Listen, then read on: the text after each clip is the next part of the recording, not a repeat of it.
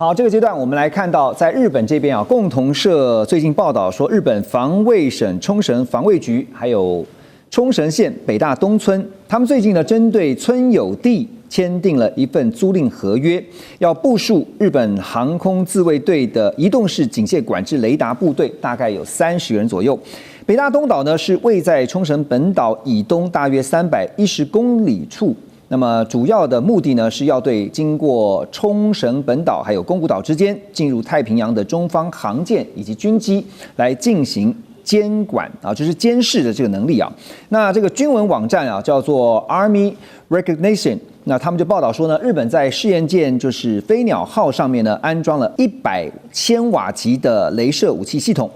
这一套由日本防卫装备厅所研发的雷射系统呢，已经完成了地面测试，并且进入了最终整合，预计在2026明年就要展开海试。那未来呢，可以用来拦截无人机、巡弋飞弹这些新型的空中威胁。显示日本正在加速打造一个低成本、高反应速度的舰载防空新战力，跟美英这些盟国武器啊，像雷射武器能够来布局接轨。所以尹佑老师觉得，日本现在希望的是说，趁着这个难得的机遇，在未来10年要开展出一个什么样的一个海空联合的一个防卫网络呢？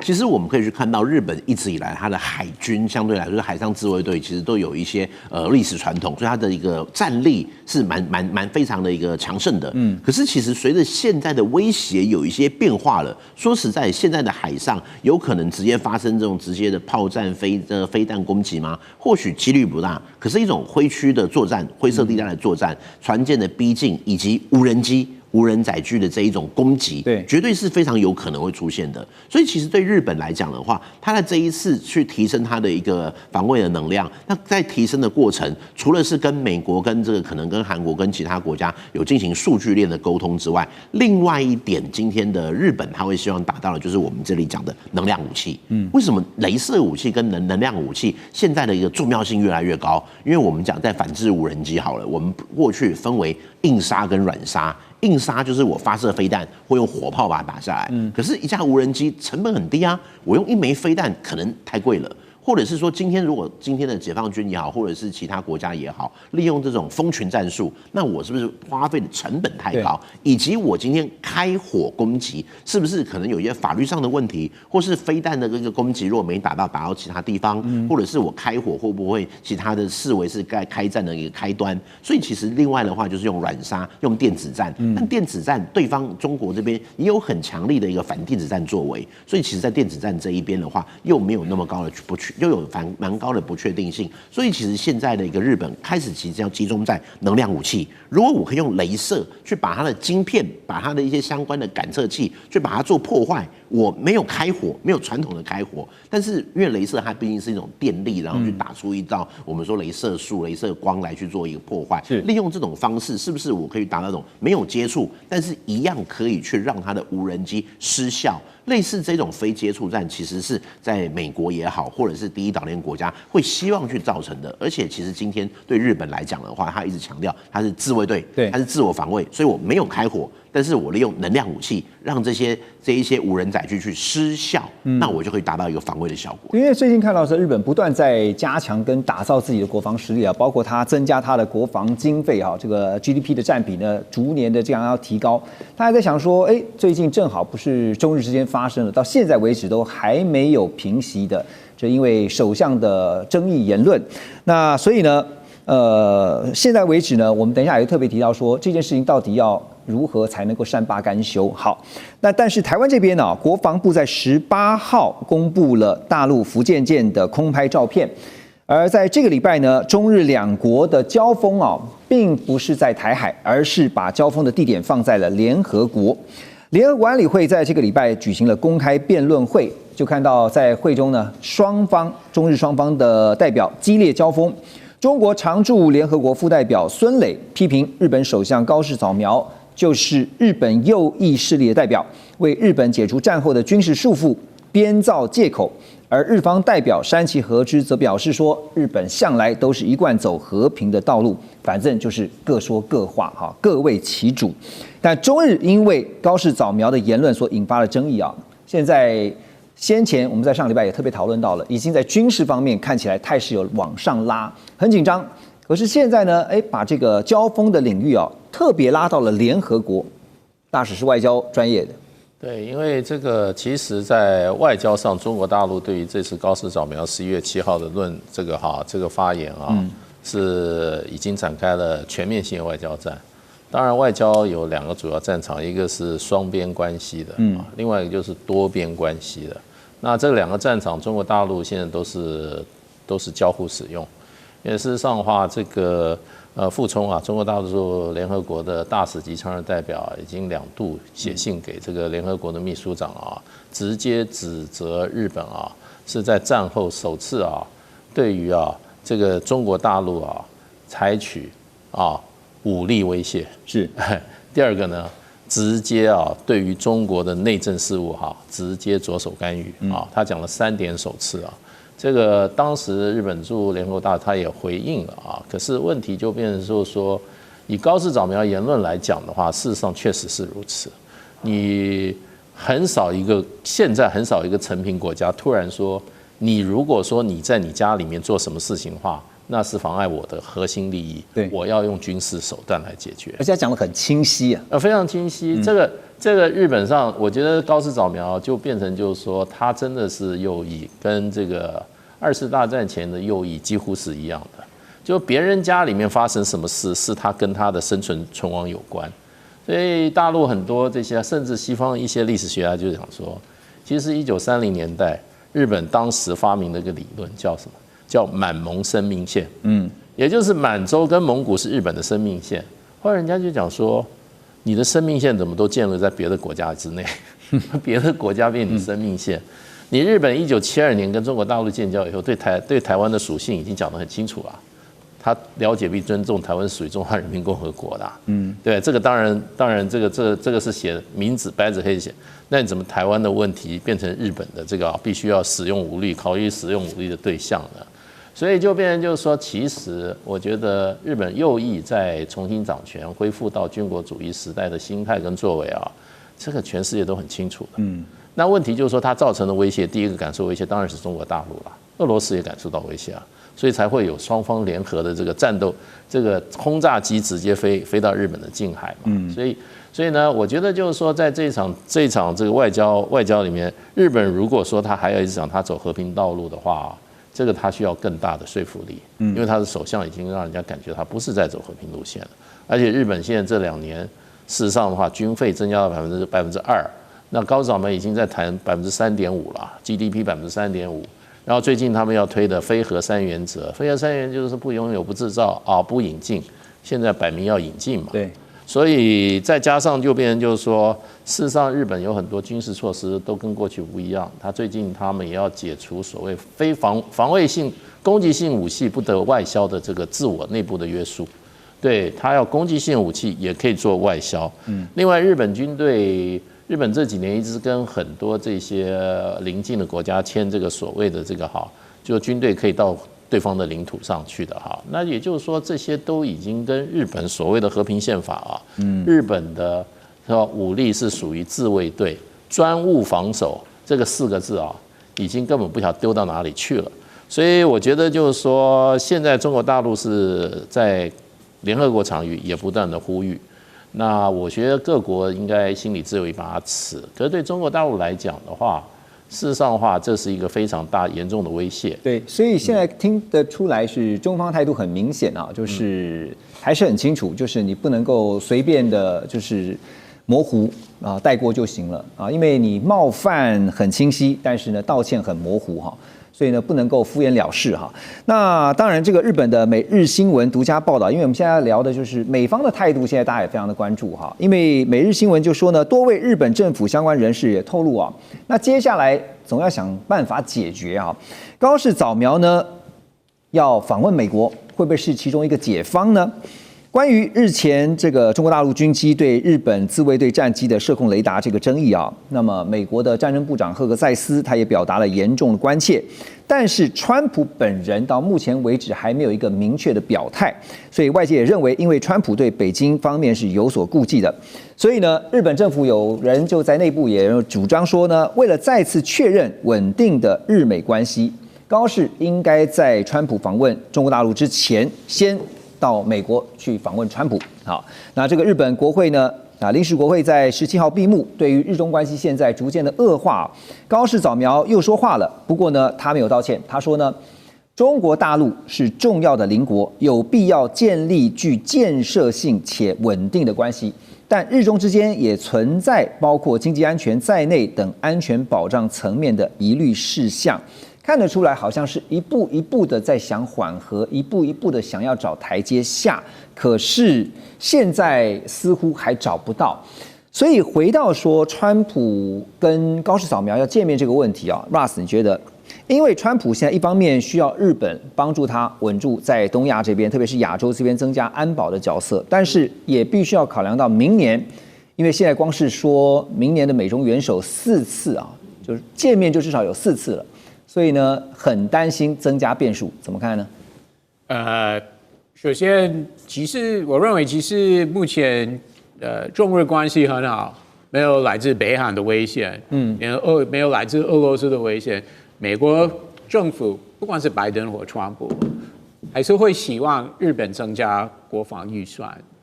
自己要做准备，不是要100%依赖美国。虽然有条约了。但是美国一直来，不管是在欧洲或南韩、日本，美国真的是认为这些国家是太依赖美国的国防投资这些国家自己要负担的是更多了，因为美国觉得花太多钱了。当然，我们美国人觉得我们花太多钱了，所以美国会对日本有这个要求，就是在你自我防卫要提升投资了，这个完全是不意外。那其实目前我们都知道中日关系有恶化了，但是在这个情况之下，川普会继续希望日本提升国防预算了，但是这个跟川普跟习近平达成贸易协定也不是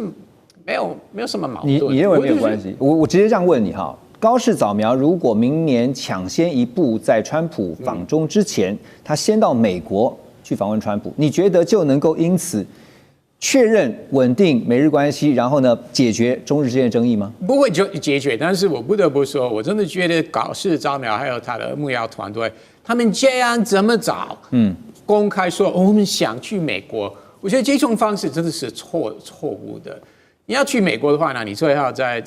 跟美国协调，你不用这么早。按照他们的说法是通过2026年日本中央政府预算之后才去美国，那大概是3月份了。那你离3月份，今天离3月份还3-4个月，你这样公开说你让我来拜访，那美国今天会答应吗？那当然中间不知道会发生什么样的变数了，所以我真的觉得这种方式是没有日方没有想好。你这么早公开说你让我来，尤其是因为你要去中国了，这个川普不会很高兴。而且就算去了城，到了美国之后，难保不会在川普的面前吃到一个软钉子，就是告诉你也许暗示就是自己捅的篓子，自己想办法补。马上回来。2025全球局势必须关注，中美赛局牵动地缘风险，连带影响台海两岸未来。寰宇全世界，关心全世界，权威分析，专业观察，客观立场。每周6日，请您准时锁定，一同关心全球大事的瞬息万变。好，回到节目来关心美国的经济问题啊。最近大家看到一个产业的重大消息，就是全球物流业的龙头 FedEx。大家所熟知的联邦快递，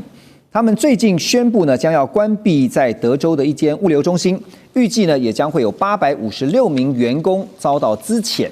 那《华尔街日报》盘点了川普、白宫还有经济学家以及企业领袖们对于经济所提出的6项大胆预测，还有包括实际的结果会如何，以及接下来可能的发展方向。总结来说呢，就认为这个结论是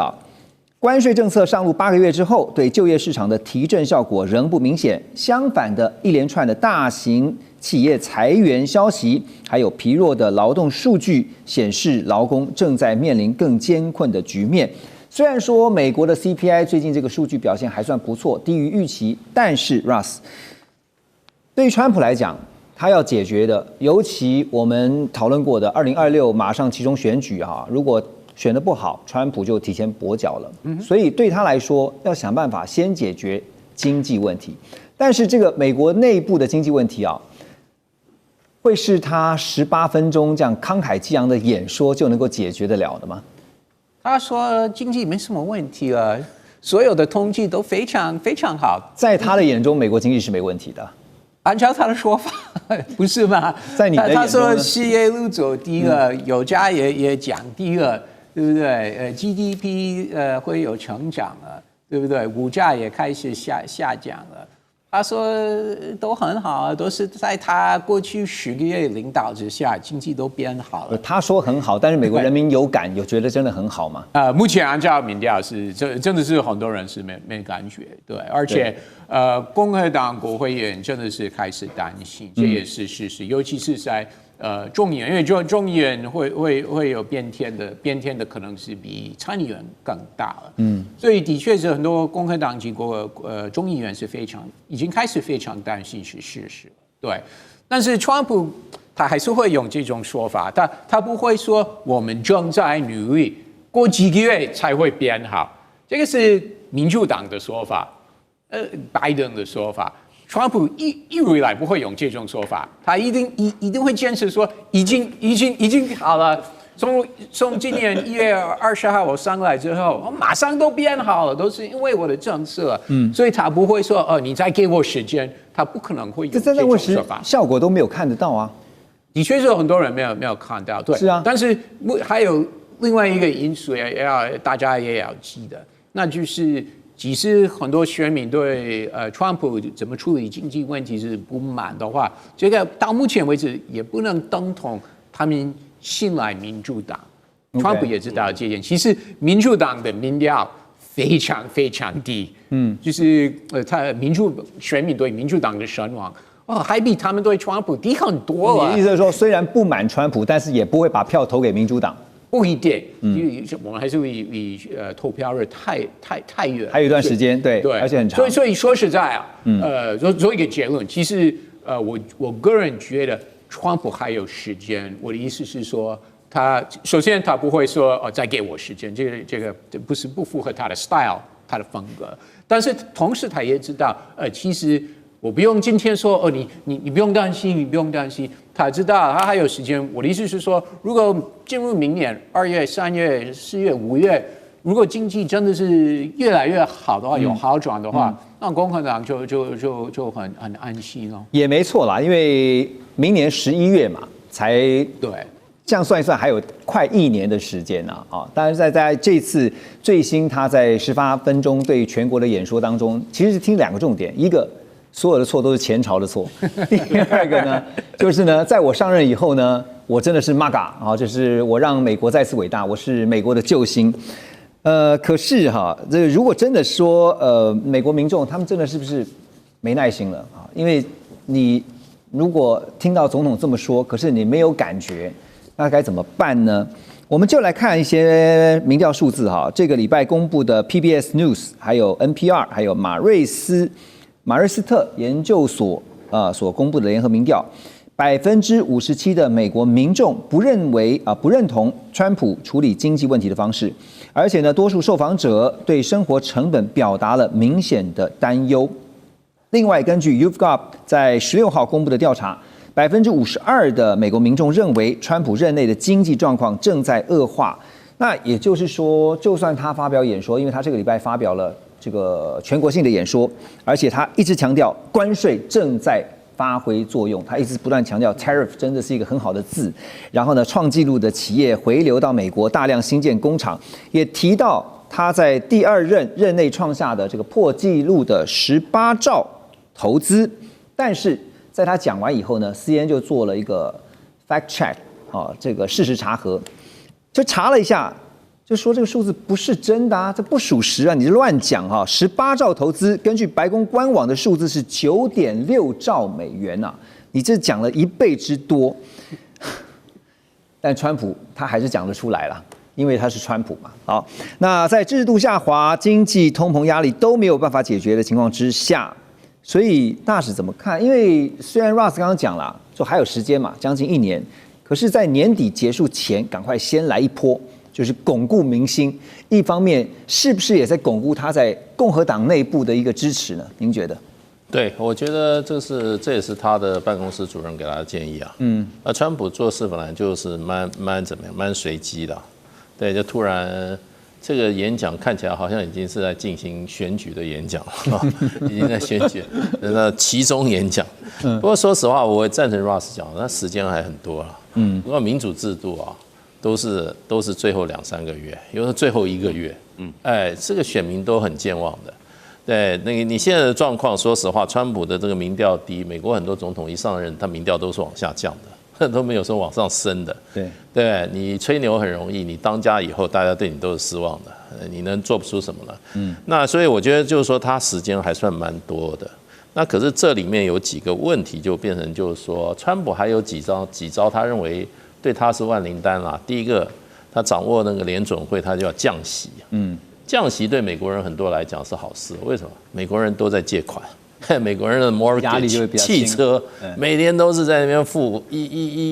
月初拿到钱就在那边写支票，就是钱都支出去了，都是还的那个 mortgage， 都是还那个分期付款，所以你的利息降了，你在做杠杆啊？是绝对有帮助。第二个，他要降税，他明年他要降税，降税的话，很多人是可以获利啊。那他也释出很多这些怎么讲呢？把很多这个钱也往市场里面去，所以我觉得川普是对自己是应该还有信心的啦。对，另外他明年他摆明了，他叫这个贝森特说，我们跟中国大陆休兵1年。这个1年就是为了他明年的经济。因为中国大陆事实上的话，在对美国来讲是提供很多美国人民生必需品的一个重要来源。你短期也能很难找到其他的替代品。对，现在中国大陆这个经济体是一个很奇怪的经济体。中国大陆可以做最精密的这些电子产品，还有这个电动车啊、电池啊。中国大陆现在连打火机都还继续在生产。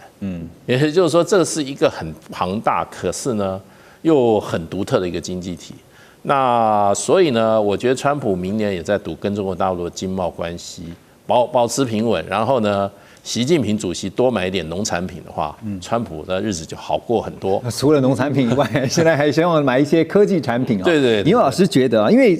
我们看到在最近这个川普政府决定要开放 H200出售给中国大陆，然后甚至呢，包括 Blackwell 也考虑正在想要不要放手。好，那未来这个，特别是在新1年如果以休兵的前提来看的话，美国方面对中的科技政策会有什么样的调整？我们其实刚刚有讲到，就是像大豆嘛，直接讲农产品就是大豆，这个是很重要的一个议题嘛。可是其实今天对美国来讲，更关键的会是晶片啊，是辉达呀，是什么纳斯达克、道琼这些这个科技股的一个走向才是关键啊。所以其实今天来看的话，这个不管 H200到之前 H20，我个人会认为大方向它一定还是会持续的去抓住一个说，我们跟中国可能有一些互动，甚至有一点对抗竞争的言辞，一定会出现在它的，不管是我们看到 NSS 还是什么，一定会有。可是底下可能有一些特殊款项，像是这个